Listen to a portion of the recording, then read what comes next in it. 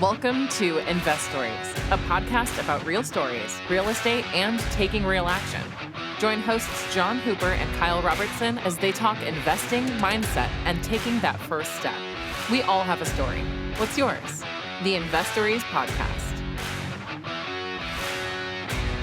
Booyah! Hey Kyle. What's up, John? How are you? Welcome to Investories. Listeners, not Well, Kyle. thank you. I You appreciate that. You do that. Click the link. Thanks for having me. How's it going, Kyle? Good, man. Good. Sunny and warm in the Pacific Northwest today. It's weird. It's never that way in March. And cause for celebration, right? Absolutely, yeah. You made it. Spending some time outside. I even mowed my yard yesterday. It's like a month early compared to every other year, so it's good. That's good. We just get rain here now. I guess we switch weather or something. I'm okay with that.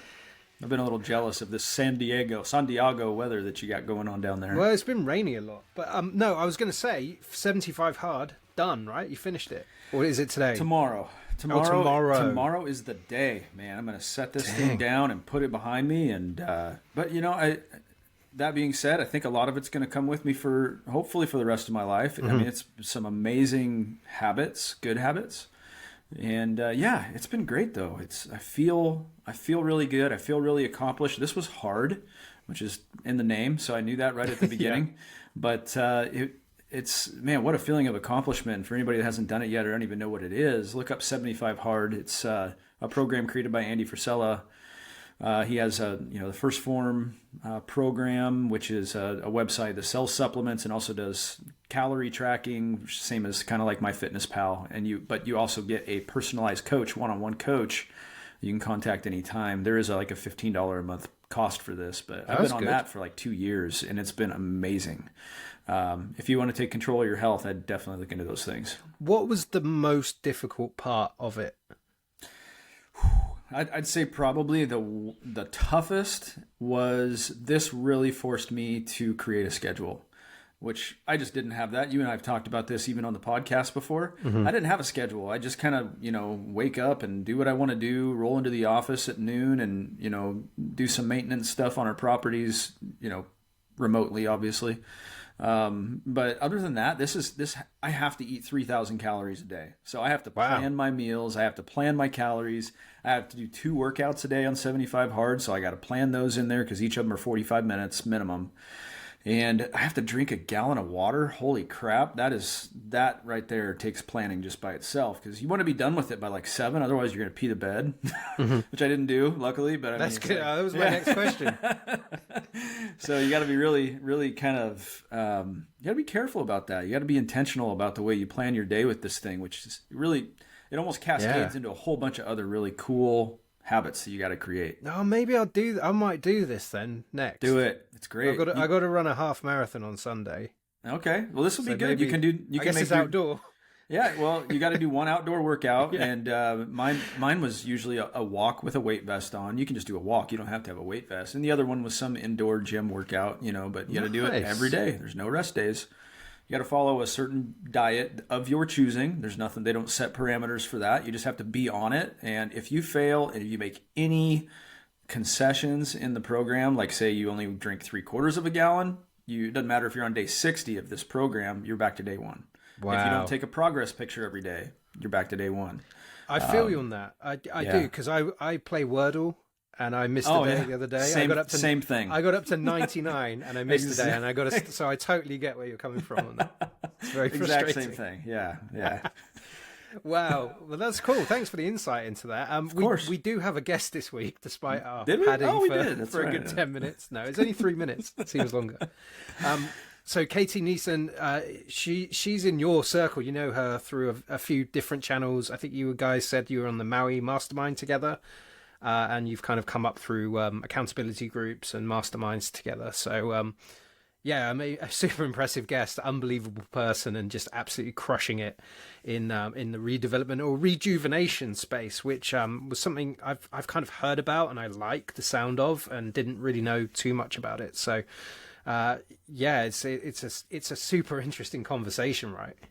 She's got so much vision, and I'm jealous of her vision because she is hyper focused on her market, which is in the type of business that she's in, which is downtown revitalization and trying to make what she described as a boarded up town ever since she was a kid into this beautiful spot.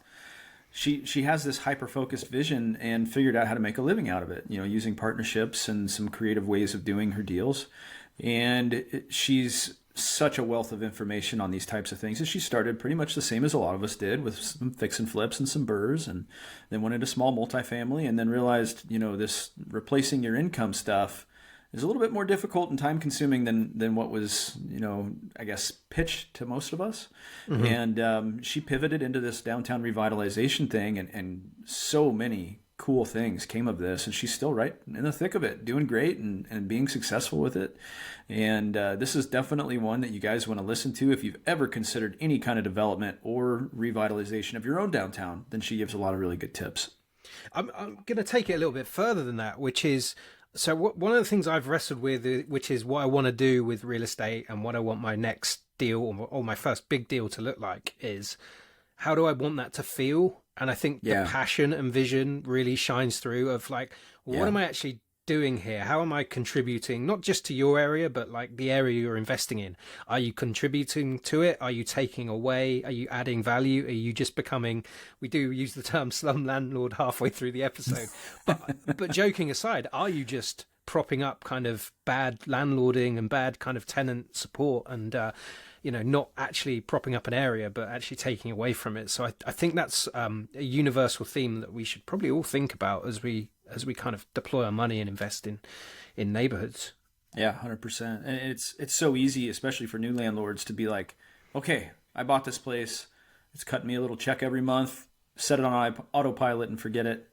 And she's got some great recommendations for, she talks about, she didn't actually use this word, I don't think, but legacy is a really big piece. And maybe she did use it, I can't remember, but she did talk about, generations from now, if somebody wants to tear down my building that I poured my heart and soul in for the benefit of this place, of this town, I'm going to haunt you for it. So, I mean, that's passion right there, and it's vision, and it's drive, and it's very inspiring. Yeah, and before we jump into the episode, if you like our stuff and you're watching on YouTube, why not like and subscribe to our channel? We really appreciate it. And like the video as well. Give us a thumbs up. It always helps. And if you're listening on Apple or Spotify, why not drop us a review? Give us a good 5 stars. Keep us going. Keep us happy. And all that good stuff. At least for Kyle's sterling effort of the 74 days so far. Right. There's one day to go, Kyle. Yeah, one more. I'm almost there. And also follow us on Instagram, on Investories Pod on Instagram. You can get hold of us. And without further ado, here's the episode.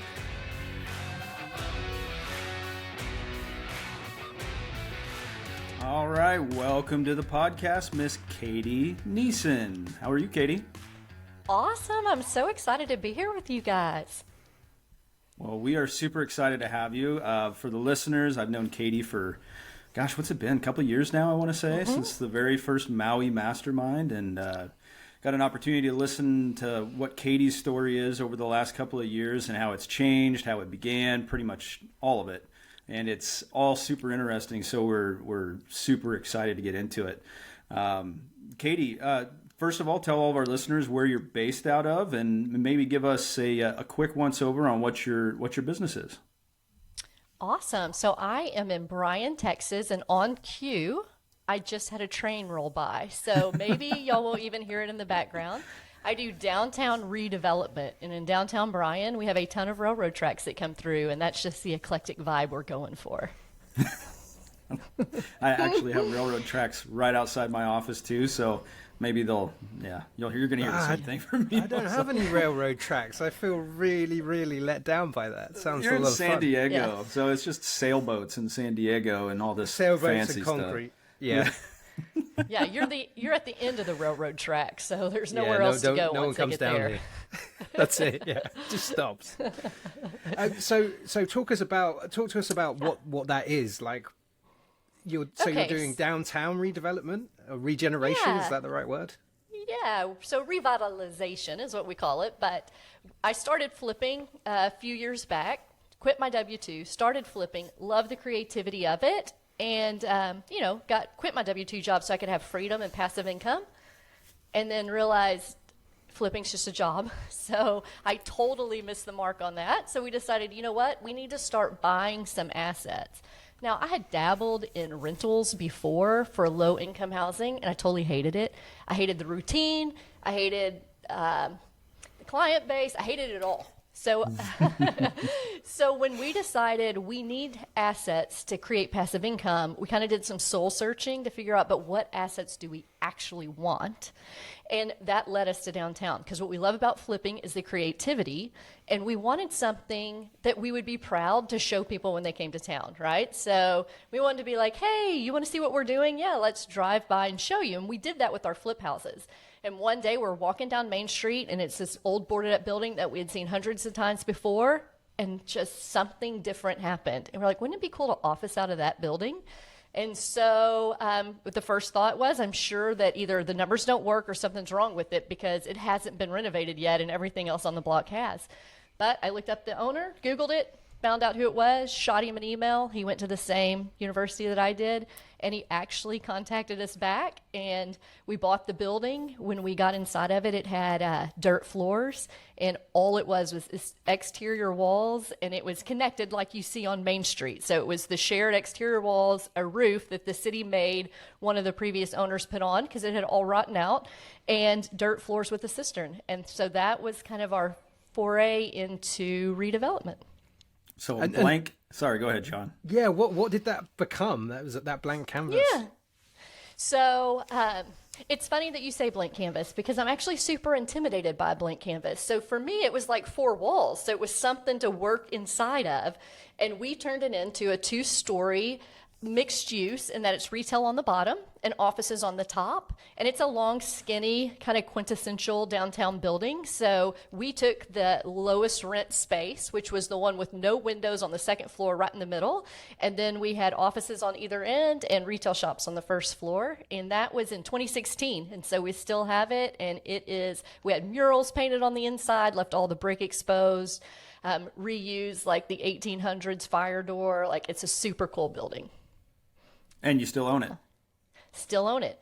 As a matter of fact, just before, it was 2020 when COVID hit, right? So just before COVID hit, December, the year before of 19, we refinanced it. We got over 100% of our money back out. And so now it's like an annuity. We have no money left in the building, and it pays us every month. So they don't all in like that. Wow. Yeah, they don't all in like that, but that one worked out pretty good. That's amazing. And that's, I guess, also for the listeners here, this is something that I think a lot of people can relate to, at least the desire to do what you've done. Myself included. I love my little town, and I think that it has so much potential to just be this incredible spot on the map where, a destination of sorts maybe.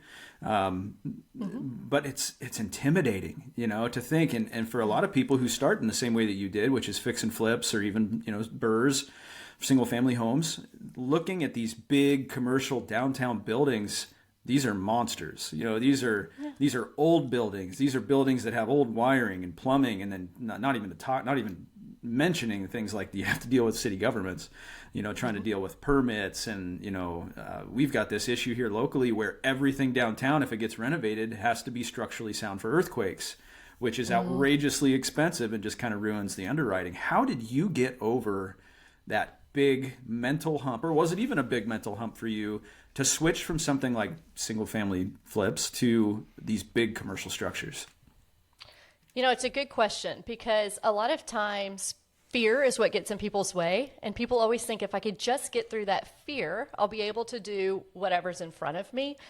And what I learned was, like, dealing with fear is a way of life. It's not an obstacle to overcome, right? And so I've already quit my job. So I've already shown some propensity to take the leap.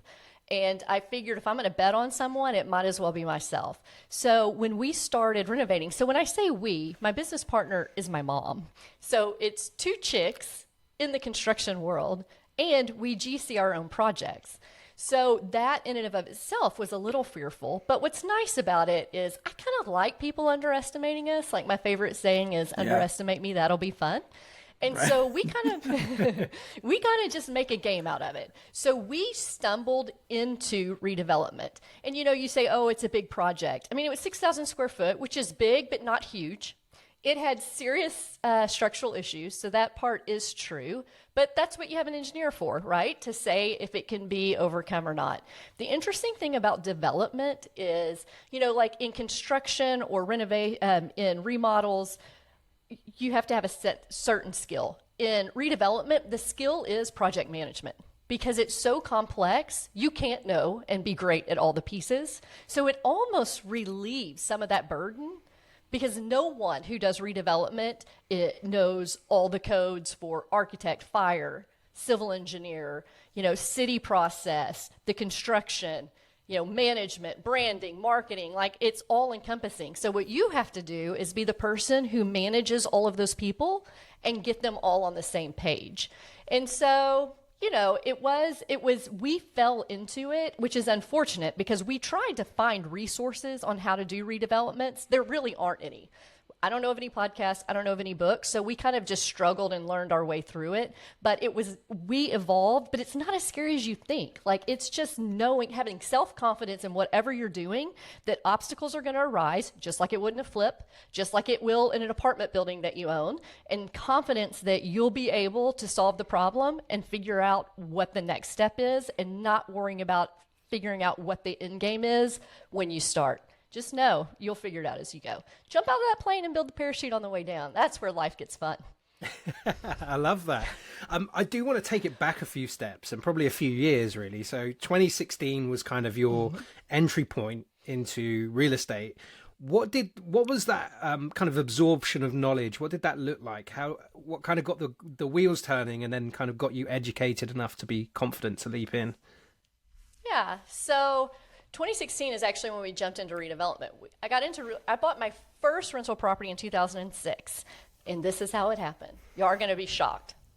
I read Rich Dad Poor Dad. What? What in the world is that? I know. Have y'all heard of that book? I was working in commercial banking and read that book, and a lot of things started clicking for me. And it just kind of put a framework around things that I had thought but didn't know how to verbalize.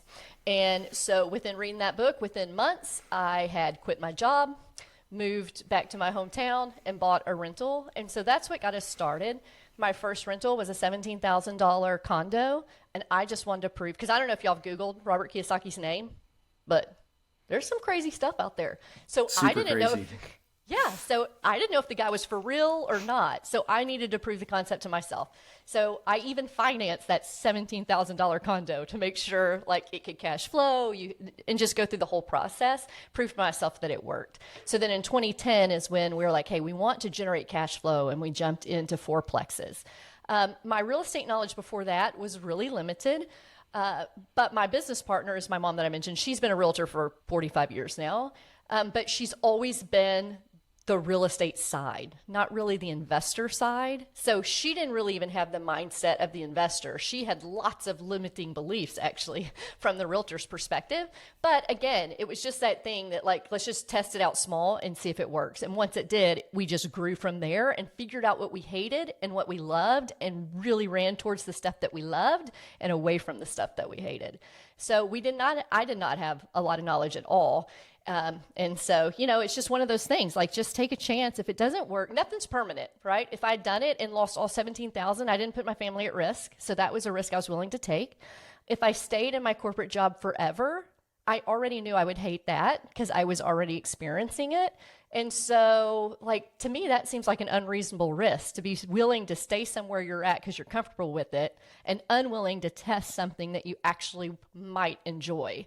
So I just always try and think of action steps as just the next step down the path. It's nothing permanent, and if you don't like it, you can always pivot, redo. Or when I quit my job, I had a job.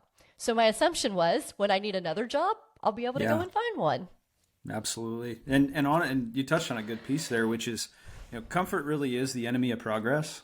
And I'll say that that's my quote. Don't Google it, because it's probably not. But if you're not uncomfortable in your investing or in your business game, then you're probably doing something wrong.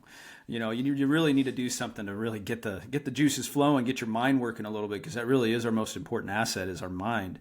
So you spent 10 years in the essentially the residential real estate game as an investor, not necessarily as you weren't a redeveloper yet. So you got into the quadplex game. What did that, once you got into quadplexes over the next 10 years, what did that business building look like for you? What were you purchasing? What were your ultimate goals before you went into the redevelopment game? Well, it was what I think a lot of people think is all I need is enough passive income to replace, what my income is, and then I can live free forever. But what we don't realize is that passive income is actually not a great replacement for W-2 income, because so much of it needs to be reserved for things that go wrong, and then it goes up and down. So you don't want to depend on it until it's a really big base. So lots of people start generating this passive income and then realize this could take even though you go, 10 homes and then it equals, yeah, but you're not accounting for vacancies, you're not accounting for new roofs and all of that. And if you're having to live on it, you're certainly not accounting for reinvesting into the next project. And so we bought those in 2010, and that's when lots of stuff was on the market in foreclosure, right? So they were all vacant and they were beat up, and we renovated them like two chicks would.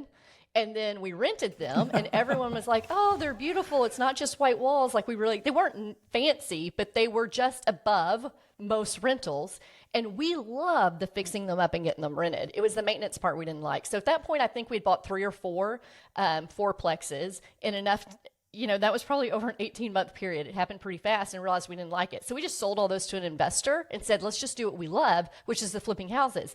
And it met the income. When I realized passive income isn't going to replace active income in any reasonable amount of time, we loved the flips, and it was creating pops of income, and we got addicted to it. We became known for it. We were doing everything in our downtown.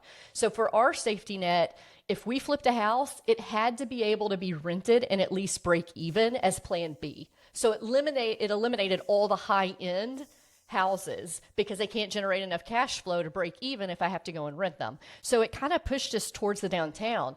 At the same time, what was going on was the revitalization in downtown and those neighborhoods. And we have a big university here, and we were finding out a lot of the professors and staff loved the urban living because most of them didn't grow up here or even in Texas. They came from more densely populated areas.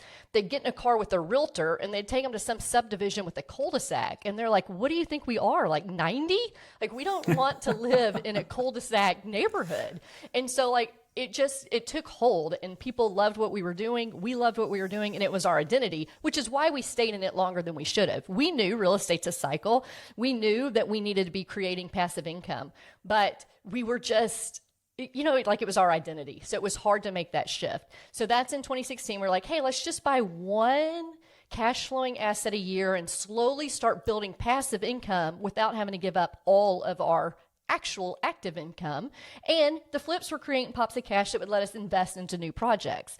And then COVID happened, and we realized there was at least a 2-week period where we didn't know if anyone would ever buy a house again, right? The whole world shut down, and that's when we felt super vulnerable.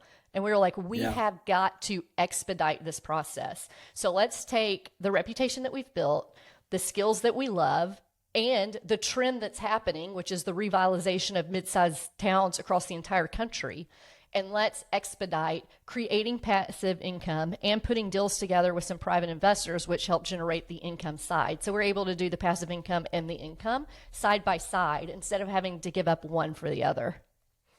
I love what you said there about, if anybody listening, rewind for a couple minutes and listen to what Katie said again, because if you ever hear a guru or somebody trying to sell you something, they're going to say, hey, passive income is the way, replace your income and you'll be free forever. So much truth to that. There's just so many other moving pieces to an investor who invests for passive income to live on that a lot of people don't really think about. It's the biggest one, the most important piece to me personally that you said right there is when you get to the point where you've replaced your income and now you're living on it, you have done nothing to grow. Yes, you've gotten your time back. Okay. If you are a true investor and you're not doing things actively and it's passive, which is virtually impossible, But if it is somewhat passive, yeah, you've got your time back, which is great, but good luck getting growth. The only thing that you really have to hope for is appreciation in rents and appreciation in values, where you can someday maybe refinance. We're talking years for this kind of stuff to work correctly. And you're speaking truth in contrary to what a lot of the big gurus are trying to sell you. And I love that. And I appreciate that. So thank you for driving that point home, because that's big. Yeah, I mean, one thing to remember, whether it's real estate or your business, growth is super expensive. And so where passive income makes sense is once you're done growing. It's almost like your retirement account, right? You build up this big portfolio, and then when you're ready to just live off of that, it's there and you can. But if you're trying to build a portfolio and live off the passive income, well, where is the money coming from to invest in the next one? And that leaves syndications, right? And so you can generate income by charging fees and put together syndications. My deal was, I am going to work just as hard on a deal that I own 100% of as a deal that I own ultimately 5 to 10% of once all the GPs, split up their part. So I didn't want to own 5% of 7,000 doors. To me, that sounds horrible. Now, that's just me. It's great for some people. I want to own 100% of everything, but I also realized that was going to take forever to get there, unless you're Kyle. Like, he's the only guy I know who can build a whole freaking portfolio all by himself. He's amazing. And so we tried to find the middle ground. How can we own 30 to 60% of everything so that we could have it accumulate faster? Well, it's not pulling all the cash flow out of everything that's generating money and spending it on lifestyle, because you got to have something to be able to dump into the next project as long as you're growing. And then once you're done growing and you're ready to do whatever the next phase of life is, then you can live off the cash flow of that portfolio. I love that. That's so interesting. One of the things, I was reading your profile before we had this conversation. One of the things that was really interesting is you talk about the vision and passion and kind of developing that as part of this rejuvenation piece. And I think that sounds really, really good, especially when it's your hometown. Did you look at other markets as well, or were you kind of laser focused on being at home? Yeah, so it just worked out well for us. I'm fourth generation here. And so I grew up with the stories of what downtown used to be, which is super similar in a lot of towns. And my parents remember it being super active. It was boarded up by the time I was a kid, and I spent my whole life listening to people say that it was going to be revitalized. And it was like, you people are a bunch of crazy nuts. Like, it's just never going to happen. And then once it did, it allowed us we were just in the right location. But it's happening in towns all over town. We could have easily gone to another one. And now we get a lot of interest from surrounding towns that call us and say, hey, we have a building. And it's usually a city, because they're trying to get theirs ignited. Hey, we have this building. Would you guys come here and renovate this building and kind of start it, do what you've done, bring people downtown? And, we could do that. But then now I got to build a whole new team at a new location. And so we've been lucky that there's enough growth here that we can keep our people here and just be consultants or equity partners in those deals without having to create the team. But we are super passionate about this. And I'm like that about it. I'm all in or all out. Like, I can't be stuck being miserable. Just ask my family. I feel like my parents were the generation that they were silently suffering for the benefits of their children. Like, I will suffer for the benefit of my children, but it will not be silent. You will know the sacrifice that I am making daily, right? And so that also applies to my lifestyle. I don't want to be doing a job that I'm miserable in. Otherwise, I'd have just kept my W-2 job, right? And 100%. So I have to be passionate about it. But I'm not just passionate about my town. I'm passionate about the reuse of all of these downtowns where the investment has already been made. They're super cool old buildings. They're way better than the building you can build today. And so we want to enable and help other people see the opportunity, understand the opportunity, and be able to implement it wherever they're at. Because even though we're not doing it, it's that good can be spread all across the country. We don't need to be there to do it. We're just trying to show people that it's totally accessible and it's not nearly as intimidating as it sounds. They've already done the hard stuff. They've already put all the utilities there. The trend is already getting people to come back downtown. So then you just have to have the vision and the pieces and figure out how to just manage the process. And so that's our passion when it's outside of our town, is helping people be comfortable doing it in their town. Absolutely. Yeah, I love that. And it's just a feel good thing, right? You get to actually see everything that you do all the time, and there's a lot of pride in that. And that goes a long ways towards mental health and just essentially longevity of staying in your business. You know, you can look at this and be like, I created that. That looks that way because of me. And that's a big piece when you're in the real estate game. You want to be proud of unless you're a slumlord, which I know you're not, and I'm not, and John's not. It's like you want to make sure that you're. Well, I don't know about John. I've never been to the UK. No, this week. I've never been to the. I don't know where I've never been to the UK where he's got his rental over there. But yeah, I know that we're not like that. I know you're not like that, and it's definitely a big sense of pride. I'd like to talk about that. Oh, sorry. Sir, no, go ahead. I was just going to say the big connection for me is we're buying these old buildings, and yes, they're run down, but we still see like the beauty and the coolness of them. And I think, oh my gosh, like that could be 3 generations forward, and they would be like my great grandkids saying like your mom or your great grandmother and great great grandmother built this building. Yeah. And so it's super real to me because I'm buying those buildings that were built several generations ago, and hopefully building buildings that several generations from now, people will have the same feeling. At least if they tear it down, it will hurt their soul. I want it to be beautiful enough that they at least pause and think about it before they just knock it down. Yeah, right. Katie's going to come back and haunt me for tearing this thing down. Yeah, exactly. I like that. I would love to get into everybody's favorite subject, which is money, and how I want more. Right? Don't we all? But it makes the world go around, and for those that are just trying to get into this, you're kind of a two-parter here. You've been in what the majority of our listeners are in now, which is fix and flips and BRRRRs and buy and holds and long-term rentals. And then you've now into what a lot of people want to get to, which is redevelopment.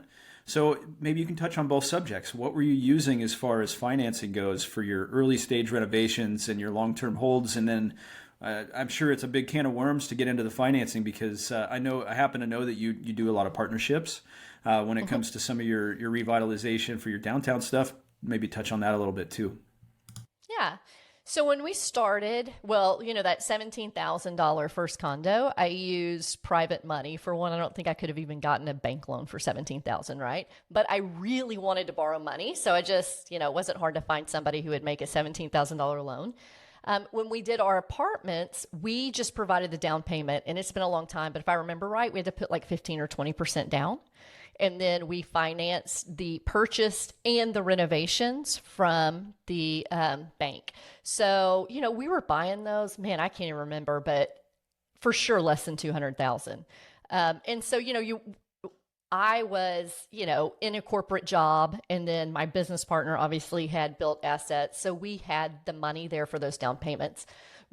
Once we went to flipping, we didn't want to use bank debt because that was a higher risk, right? Could we actually sell it when we were done? So when we sold those fourplexes, the equity the forced equity and the natural appreciation, even over such a short period of time, just because of the time period, provided that seed money to start our first few flips to prove that was working and that we could make money. So our first flips, we just did 100% cash that we had gotten out of our fourplexes. And then the flips, they just generate pops of cash and they fed each other. The problem with flips, and anybody who's in flipping knows this, is it never is like, okay, we're going to start house 1 in January, and then we'll start house 2 in March, and then house 3, it's going to be spread out really even, and then we're going to have this house sell. It's never like that. It's like we're always buying everything at once or we're selling everything at once. So you're either flush in cash or you're smooth out of cash.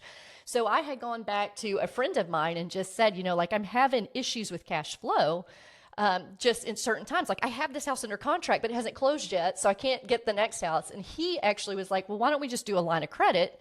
And so that's how it started. I didn't do hard money loans. They sounded scary and expensive. And he just offered, look, I'll just have this money here. You draw on it when you need. The interest was expensive, but there were no fees. I had a deed of trust, and we just kind of put it in the drawer and would record it if we needed it. So it was super simple. So it was worth kind of the high interest rate to do it. And it became our working capital. Then when we started getting that pile of money, we needed to invest it, one, for taxes purposes. Then we would start just flipping it into these smaller projects. And the first one we did, it was with partners. So the general contractor did sweat equity. The architect did sweat equity, and then we put the cash into it.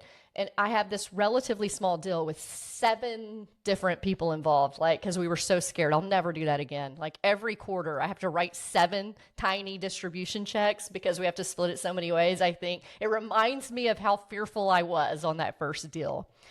And then we did our first development deal, which was a 7 townhome. So we bought these 3 little houses that were rentals. They were low income rentals and they cash flowed just like they were. But we thought, what if we could build townhomes here? And the reality is there had not been new houses built in our downtown in my lifetime. So we had no idea if it would appraise. We had no idea if people would really buy it. So we said, let's just buy it as a rental and go talk to the city. And when we went and talked to the city, that's when we learned the power of being aligned with city officials. You'll never be motivated the same way as city officials, right? Their interests really are different than your interests. You're trying, to survive and feed your family, and they collect paychecks and they're trying to enforce rules. So those will never align. But if you're all headed to the same direction, where you all want a beautiful downtown that's being revitalized, they can provide a lot of value. And I said, hey, we want to build 5 townhomes. Well, I didn't know there was a minimum lot width and that we couldn't fit 5 townhomes on there, but they were like, hey, we'll do an exception. You can have narrower houses. And they were like, but we want you to park in the back instead of the front. I'm like, sure, whatever. Well, there's not enough room. No problem. We'll give you part of the land to give you the ability to park in back. And what we learned was in old downtowns, they usually have super wide street right-of-ways. They're like 80 foot wide, and that's how they prevented fire back in the day. Well, now that damn fire marshal makes you have 16 different fire prevention mechanisms in every building you build, you don't need an 80 foot right-of-way. No offense, Kyle. On the fire. I love a fireman. I hate a fire marshal. So anyway, so they released a lot of the land, and then they said, hey, you know what we can do? We can give you enough land, make your houses narrow enough that you could build 7. And we were like, what? And we left there, and they were so excited about it that we were scared. We were like, what do they know that we don't know? So we built the first 3 and sold them, and then built the next 4. So again, very small increments to make sure we weren't taking too big of a risk.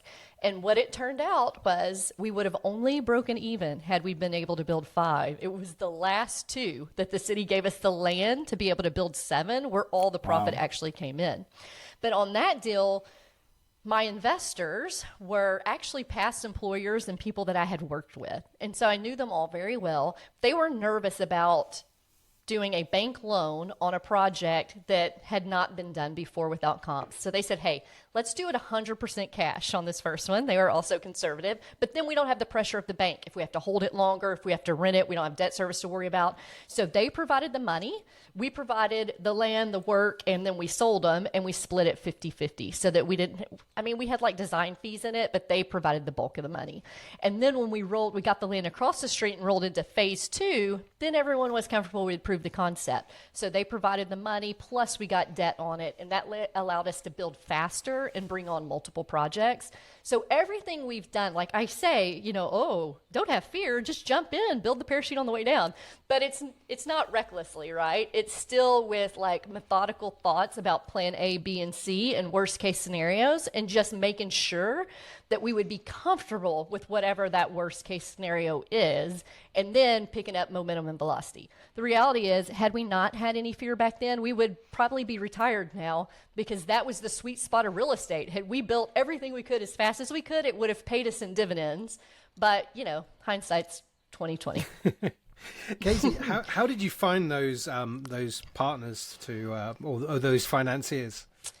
Yeah, so relationships and network. So I only have a handful of business partners, like 4, I think, and 4 or 5. And most of them I've known over 20 years.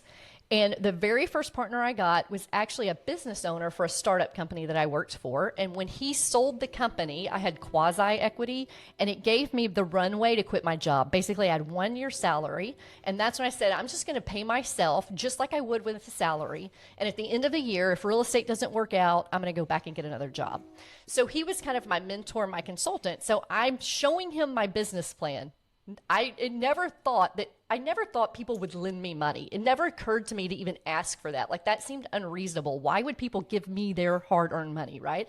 That's how many limiting beliefs I came into all this with. So I'm just showing him my business plan and how the numbers are going to work, getting his advice because he was a business owner and he's an entrepreneur. And he said, "Hey, would you let me invest in this deal?"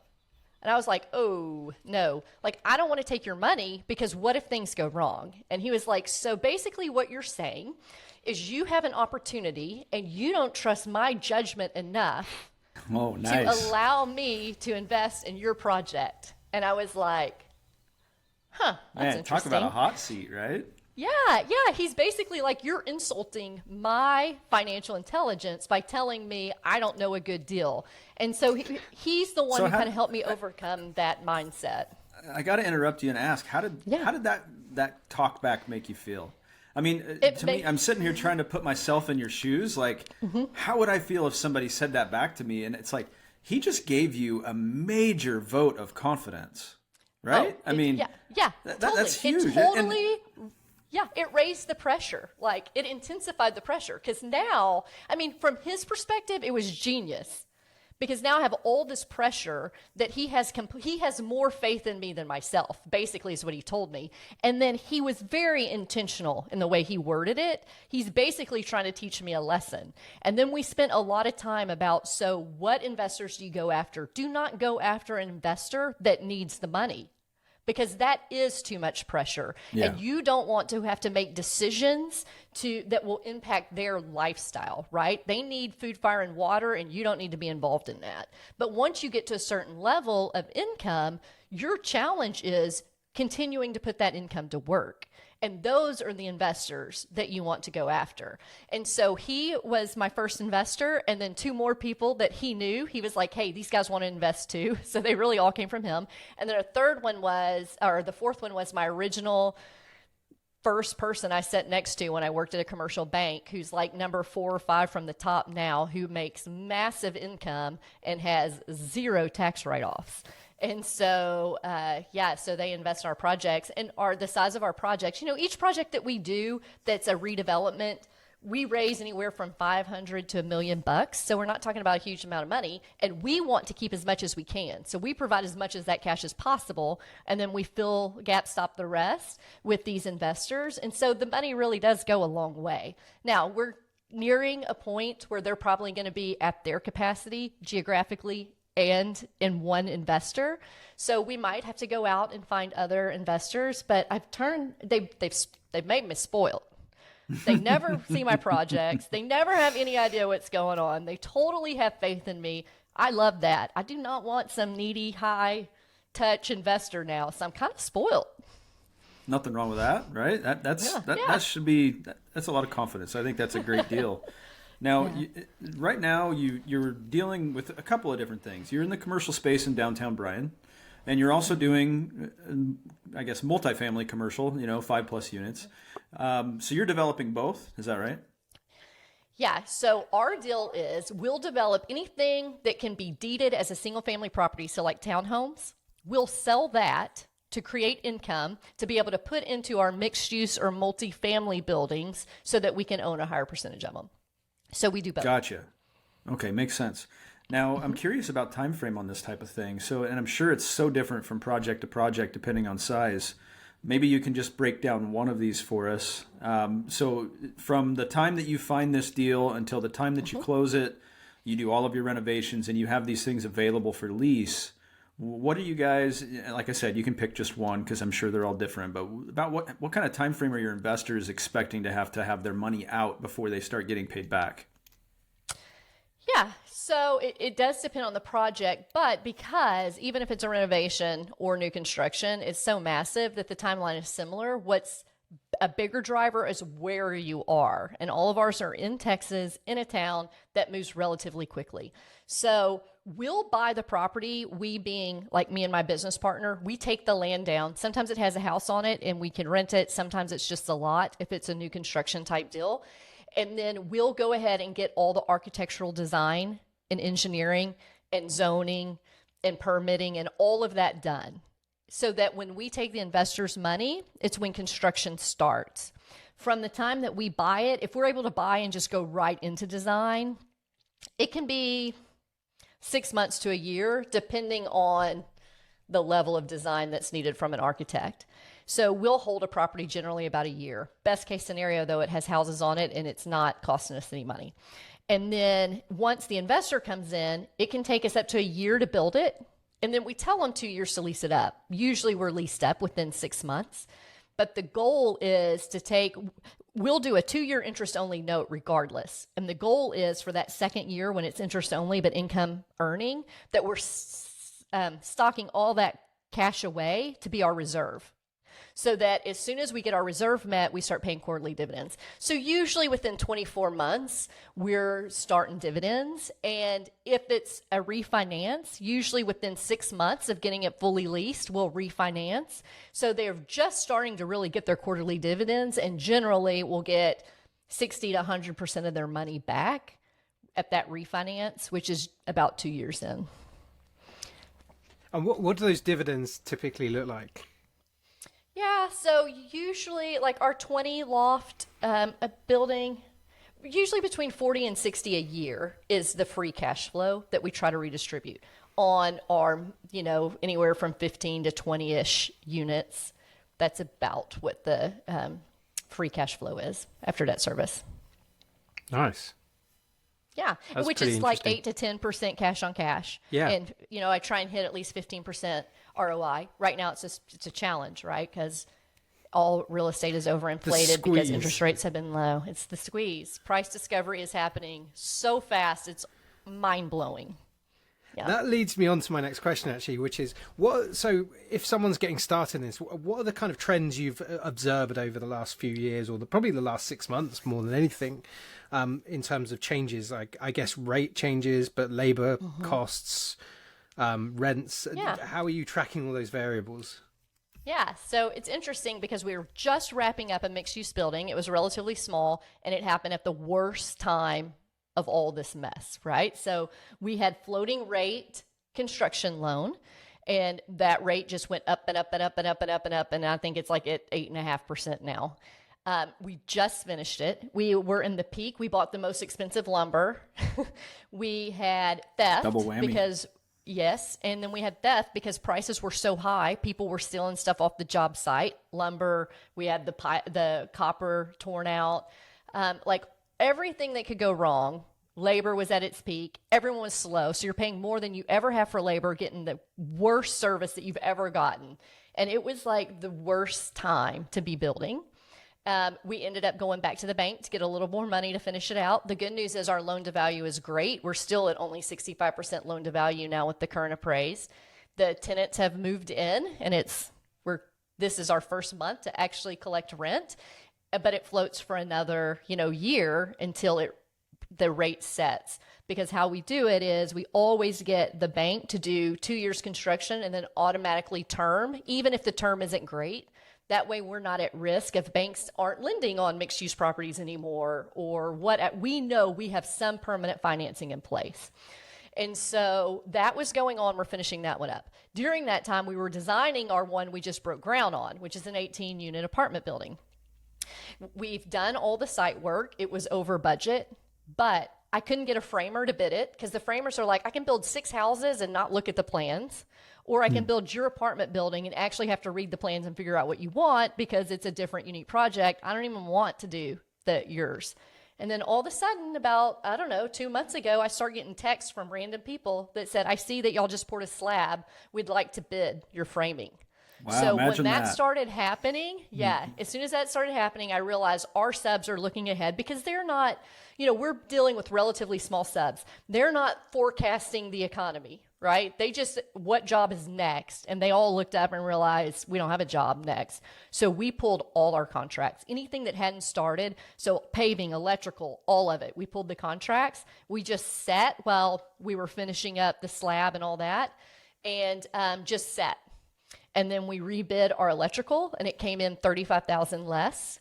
We got a framer who's doing it on budget. So that's when I say like price discovery is happening so fast. We're still going to be over budget on this project because we were for the site work, But if we could start it today and go forward, I think we're pretty much going to be on budget for everything that's happening now forward. We still got what we've already incurred that's going to be over budget. And so that feels good.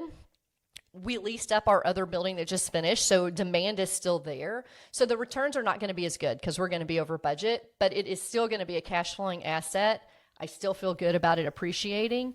And it'll be interesting whenever we go to do the refinance to see what the value is and if values are going up or down. So far, we haven't had the impact of the cap rate reducing the value of the properties, but it could just be the timing of how our projects are working out right now. You know, that's something that could be coming. But the thing that we did on this project that really helped was we asked the bank at the start of construction, will y'all just fix our rate instead of floating it during construction? And they said yes. Wow. I may have said because another bank did too, but I don't know. But they said yes. And so right now we're under construction and rates are going up, but we're set at our rate. And so we didn't know to ask that on the last one, but when we saw the impacts of it, when we put this loan in place, we said, let's do it. Now we have another one fully permitted. We're ready to start and break ground on. But with rates like they are right now, the cost hasn't come down enough for it. Just seems like too big a risk for too little return. So we're just kind of sitting, hanging out, probably going to go to the city, see if they'll give us some concessions to try and get our costs down to see if we can make it make sense. Because the challenge is I still think what you want is an asset. It will appreciate over time, but you don't want to stretch yourself so thin that, you know, if there's a stumbling block, it takes you down. So Absolutely. That's always a risk. Do you think there's going to be there's kind of a pause, right, going on in terms of people figuring out Correct. what rates are doing and what prices are doing? Is that going to impact these kind of projects across the country, do you think? Is there going to be a slowdown in those kind of assets being refreshed or regenerated? No, we can still hear you. Oh no, I think I lost you. Can y'all hear me? Did we lose you? I think we lost her. Dude, Oh, there you're she is. back. There you are. Katie, you're back. I'm back. Y'all just froze on me. I was like, oh no, I'm so sorry. Okay. That's okay. John loves editing. It's okay. Yeah, this will be so fun. You'll get to look at my face longer as you cut it out. Yeah, right? You probably will. So you said, is this going to impact? Yeah, across the country, all I I heard. guess. I don't know. I didn't hear the whole question. Yeah, so I guess with the trends we're seeing, with kind of people pausing and waiting to see what prices are doing and what rates are gonna do in the next few months, and they've gone up again today. What do you think the impact's going to be for these kind of projects across the country? Is there going to be a slowdown, or is it now an opportunity to jump in? I think it doesn't matter what project you're in, right? Right now, if you're going to be doing deals, you need to be really careful and you need to have extra margin. Now, that is a bigger challenge with new construction. So I do think prices will have to continue to drop, and I think they will drop. Because the reality is we think that real estate has gone up because of appreciation, demand, whatever. But the reality is real estate has gone up because of interest rates. They have artificially driven them up. And so if you think of interest rates at 6 or 7%, historically, that is still a good interest rate. The reason it is not a good interest rate right now is because real estate is so expensive. So something has to give for that to readjust. I think that there will definitely be less development. Anything that isn't currently under a financing structure, something has to change. So they're either going to have to be able to get it done cheaper. The city's going to have to give us, like I said, concessions. Rents are going to have to go up exponentially. But something has to change to make the risk worth it. The interesting thing is that our supply is so low. And so the good news is there is a need for housing to be built or renovated or whatever. But at this very moment in time, you have to be able to create a deal in order for it to work. So an example of that, we're fixing to break ground on a property that is a single family residential lot, 7,000 square foot, and it has like a 1,300 square foot house, a boarded up house on it. So most people would look at that and say we can renovate and flip that house, or we could tear it down and build a new house. Well, the numbers don't work for either one of those. But what we looked at is what would work. And because of its dimensions, we weren't able to do townhomes because it's not deep enough to get the parking in the house on it. But we were able to do what they call a cottage cluster. And so that's where you have non-traditional lots. They're smaller, but they don't all touch the public right-of-way, which is against city ordinance in most towns.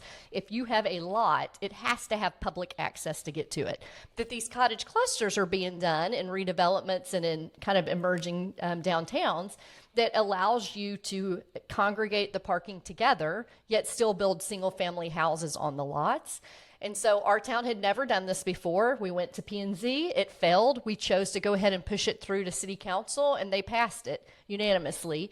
And so now we've taken a 7,000 square foot house and we're going to be able to build 6 houses on it. So that works because we're able to create a deal. So it's like that. That's just one example in redevelopment, but it's like that in every deal, whether it's an apartment building that you're trying to figure out how to make it work, or, you know, whatever it is, you're going to have to create deals. If you're just looking through the lens of what you've done the last 10 years, I don't think there's very many deals that pencil right now. Yeah, it's a really good point. There's a lot of creativity that needs to be exercised right now, but not to the point, obviously, where you're making riskier deals. Really, a risky market's not the time to make risky deals, and I think you would agree with that. But there are ways to do deals that other people don't think about. And we've talked about cottage clusters and ADUs and things. If you go way back in the Investories episode vault, you'll find we had Derek Sherrill on here that went through a lot of that stuff.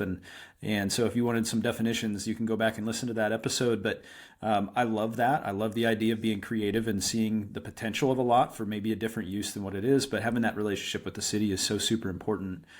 Trying to be, respectful of your time. I still have 1,001 questions, but unfortunately we don't have enough time for that.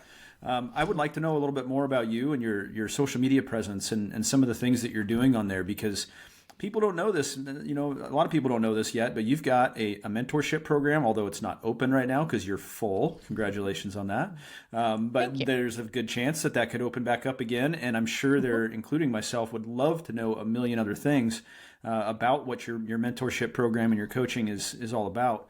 Tell us about your Instagram and what kind of content you put out on there so that people can find you. Yeah, I'd love to. So you can find me at Katie Develops on Instagram. And I have been building my Instagram for several reasons, but one of the biggest is when I started doing redevelopments, I told you guys, there's no books, there's no person who does this, there's no podcast out there that focused on redevelopment. And a lot of the information that is out there is from a very regulatory engineer planner perspective, not from a real estate investor perspective. And I just started getting a lot of people reaching out and asking super simple questions, but if you don't know the process, it all seems complicated. So I've just been putting information out there, which has gotten more and more people reaching out to me about it. So I decided, you know what, I'm just going to throw it out there and see if there's a need for like a development rookie course. And that's what I did. And it's been open 2 weeks and we've already filled all the spots, which is amazing because I really had no idea if people would be interested or not, and got lots and lots of inquiries and had a lot of calls to make sure that they're all good fits. And so what that's told me is that there are a lot of people who see the opportunity in their town, but they're not willing to take the step because they don't know what to do. So I've really tried to use my social media as a way to educate people on things to think about, who to talk to. I mean, the biggest thing is, we always say this, call the city. So I don't know how many people are employed by your city, but it's like 20,000, in mine. So it's like, what does that even mean? Who is the city? Like, do you ring, hey city? So the process is so intimidating. So I'm just trying to use it to help educate people to do just simple steps to at least get them in the right direction. And then people who want something more focused, if it turns out that I like the coaching and that people get value from it, then I'll reopen it after this course and do another one and hopefully be even better at it since it'll be my second one. So, but yeah, the whole goal is to try and give people resources to be able to do and take advantage of this trend that's going on right now that seems super intimidating, that if I can do it, trust me, anybody can do it. It's not that hard. It's amazing. No, it sounds great. I'm This is something I've looked into, and it's a bit shiny object syndrome and kind of picking a direction. But I really like the idea of the value you're adding to communities and the kind of giving back element of kind of regenerating places where we all live and we all see decay. I have a personal story about that in my hometown. There's a couple of buildings that are just collapsing in on themselves, and the council are very against any form of redevelopment, reuse, that kind of stuff, which is kind of sad. So I guess there's a game to play. The right council, right? Yes, yeah. You definitely want to be in a place that wants to have done what you're doing. Otherwise, it's very challenging, and it's like beating your head up against the wall every day. Which some people are cut out for that. I'm not.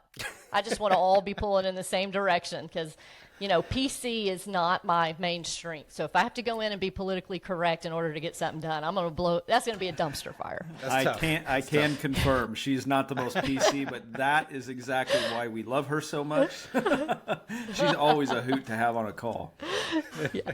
Katie, what's the best way for people to get in touch with you other than Instagram, or is it just Instagram? Yeah, that's probably the easiest way. If you just DM me on there, then I will definitely get back to you. So definitely Instagram at Katie Develops. I also have a free download in my link that's just kind of like a beginner guide and helps see if you have the right personality for redevelopment. So if it's something you're interested in, get that free download and reach out to me. I'd love to hear your story, what you're doing, and I'm here to help. Katie, we'd love to have you back on, and we're actually going to do a full season on development in the next few months. So we'd love to get you back on, talk case studies, and maybe run through some numbers and go a little deeper if you'd be amenable to that. I'd love that. And hopefully I won't even be bankrupt by then. That'll be awesome. So there's a target. There's a target. Well, let's end on a positive ray of sunshine kind of note, Katie. I love it. Katie, thank you so much for your time today. We really do appreciate you, and we'll be back next week. Thank you, Katie. Awesome. Thanks, guys. It's been fun. Thank you for listening to the Investories podcast. We all have a story. What's yours? The Investories podcast.